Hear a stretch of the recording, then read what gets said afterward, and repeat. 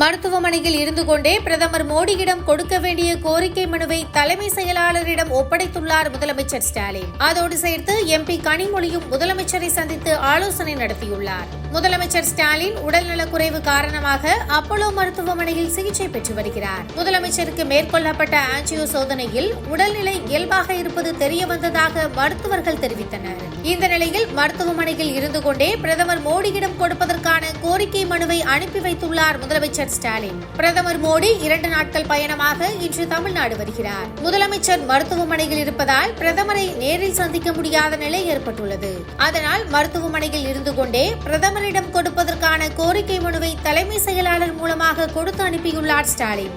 இந்த மனுவை அமைச்சர் தங்கம் தென்னரசு பிரதமர் மோடியிடம் வழங்க உள்ளார். இது மட்டுமல்லாமல் எம்பி கனிமொழியும் முதலமைச்சரை மருத்துவமனையில் சந்தித்துள்ளார். தூத்துக்குடியில் விரிவாக்கம் செய்யப்பட்ட விமான நிலையத்தை பிரதமர் மோடி திறந்து வைக்கிறார். அதற்காக பிரதமர் தூத்துக்குடி வரவிருப்பதால் எம்பி கனிமொழியும் முதலமைச்சரை சந்தித்து பேச்சுவார்த்தை நடத்தியுள்ளார்.